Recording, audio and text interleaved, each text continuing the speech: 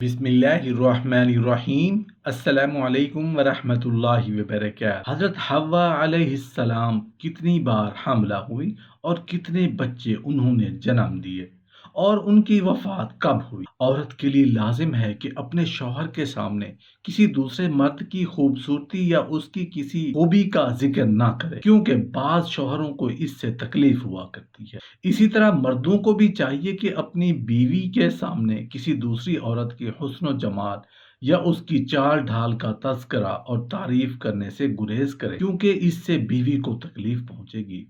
محترم ناظرین گرامی، اللہ تعالیٰ نے بنی نوع انسان کی رہنمائی کے لیے کم و بیش 1,24,000 انبیاء علیہ السلام کو مبعوث فرمایا۔ انبیاء کرام علیہ السلام کی وسعت کا سلسلہ حضرت آدم علیہ السلام سے شروع ہوا اور اس مبارک سلسلہ کا اختتام حضرت محمد صلی اللہ علیہ وآلہ وسلم کی ذات اقدس پر ہوا کہ آپ صلی اللہ علیہ وآلہ وسلم خاتم النبیین ہے۔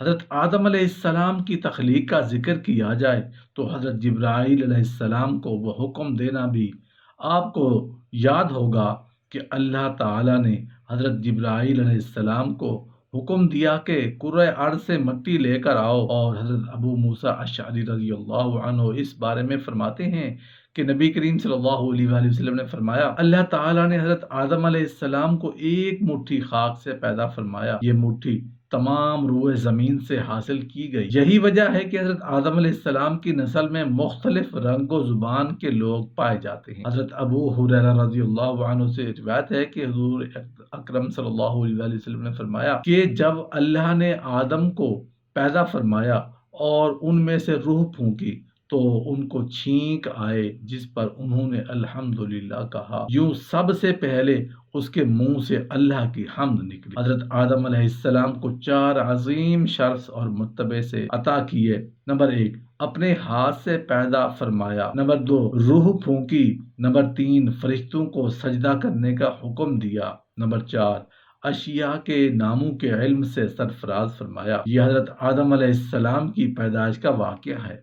حضرت آدم علیہ السلام کی پیدائش کا ذکر تو ہم نے کر ہی دیا، اور حضرت آدم علیہ السلام اور حوا علیہ السلام کی جنت میں ذکر کے بارے میں بتاتے ہیں، جو تو جنت میں تمہارے آسائش نعمتیں موجود ہیں، لیکن اس کے باوجود حضرت آدم علیہ السلام تنہائی اور اجنبیت محسوس کرتے تھے، چنانچہ اللہ تعالیٰ نے ان کی تنہائی دور کرنے کا بندوبست فرمایا ہے۔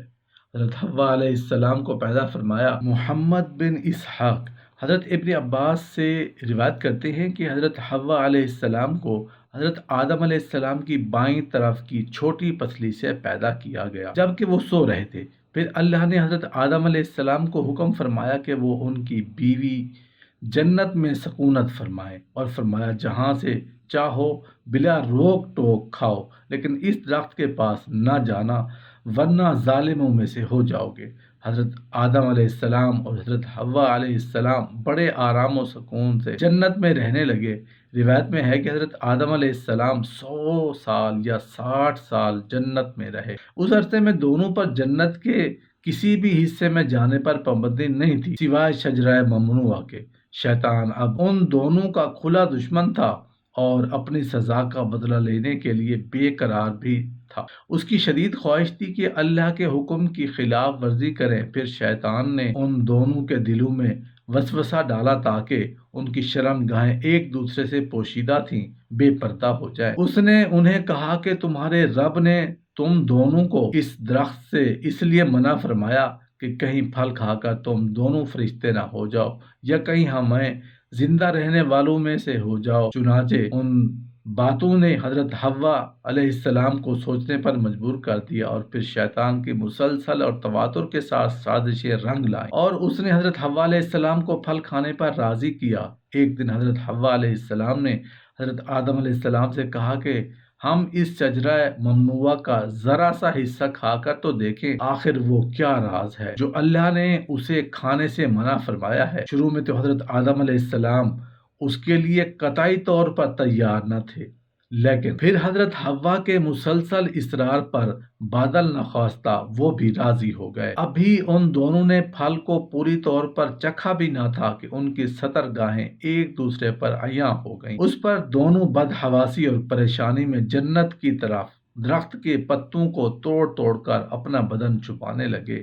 اللہ نے دونوں کو پکارا اور فرمایا کہ میں نے تم کو منع نہیں کیا تھا کہ اس درخت کا پھل نہ کھانا اور شیطان کے ورغلانے میں نہ آنا، یہ تمہارا کھلا دشمن ہے۔ دونوں نے جب اللہ کی پکار سنی تو مارے خوف الہی کے کانپ اٹھے، نہایت لاچارگی اور عاجزی سے اپنی خطا پر نادم و شرمندہ ہوتے ہوئے بارگاہ خداوندی میں عرض کیا، اے ہمارے رب، ہم دونوں سے بہت بڑی غلطی ہو گئی ہے۔ آپ نے ہم پر رحم و کرم نہ کیا اور معاف نہ کیا تو ہم تباہ و برباد ہو جائیں گے۔ حق تعالیٰ نے فرمایا کہ اب تم دونوں ایک خاص مدت تک زمین پر ہی رہو گے، جہاں تم ایک دوسرے کے دشمن ہوگے اور وہاں ہی مرنا ہے اور اسی میں سے پھر پیدا ہونا ہے۔ چنانچہ دونوں کی زمین کی طرف روانہ کر دیا گیا۔ روایت میں ہے کہ حضرت آدم علیہ السلام کو ہند، حضرت حوا علیہ السلام کو جدہ اور ابلیس کو بصرہ سے چند میل کے فاصلے پر دم استمان کے مقام پر اتارا گیا۔ حضرت صدی رحمت اللہ علیہ فرماتے ہیں کہ جب حضرت آدم علیہ السلام سے ہند میں اترے تو ان کے پاس حجر اسود تھا اور جنت کے درختوں کے پتوں کی ایک مٹھی بھی تھی۔ پھر حضرت آدم علیہ السلام نے ان پتوں کو زمین پر پھیلا دیا اور یہ خوب خوشبودار درخت ان پتوں ہی کی پیداوار ہے۔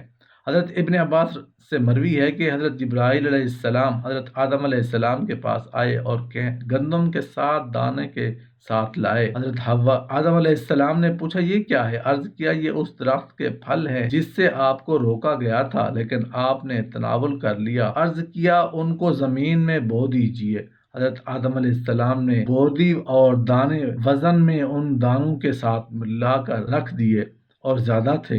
حضرت آدم علیہ السلام نے فصل کاٹی، پھر دونوں کو بھوسے سے جدا کیا، پھر صفائی کے اسے پیس کر آٹا گوندھا، روٹی پکائی، اسی طرح محنت و مشقت کے بعد اسے کھایا۔ اب سوال جو در حقیقت سوال تھا، اس سوال کی طرف آتے ہیں کہ حضرت حوا کتنی بار حاملہ ہوئیں اور کتنے بچوں کو انہوں نے جنم دیا۔ اس بارے میں آیا ہے کہ آدم اور حوا جنت میں ناز و نعمت میں تھے، لیکن ابلیس جو کہ سانپ کے منہ سے بولتا تھا، اس نے مور کی مدد سے انہیں دھوکہ دیا اور ممنوع پھل کو پہلے حوا اور اس کے بعد آدم علیہ السلام نے کھایا۔ روایت میں ہے کہ جب تک آدم کا عقل سالم تھا اس نے یہ ممنوع پھل نہیں کھایا، اور اس کے بعد حوا نے آدم کو شراب پلائی اور پھر اسے اس درخت کے پاس لے گئے اور اسے ممنوع پھل کھانے کے لیے کہا۔ یعنی یہ مختلف قسم کی روایتیں ہیں۔ آدم اور حوا علیہ السلام اس امر کی مخالفت اور ممنوع پھل کو کھانے کے بعد جنت سے باہر نکالے گئے، مستحق سزا کے علاوہ۔ حوا علیہ السلام کو اس کے بعد دوسری تمام عورتوں کو بھی بہت سی سزائیں جیسا کہ ماہواری حمل، زچگی کا درد وغیرہ۔ جنت سے نکالے جانے کے بعد آدم علیہ السلام ہندوستان میں اور جو جدہ میں اتری اور توبہ کے بعد عرفات کے مقام پر ایک دوسرے سے ملاقات کی، انہوں نے حج کے بعد اعمال کو بجا لایا اور حوا علیہ السلام کو اپنی پہلی بار ماہواری ہوئی۔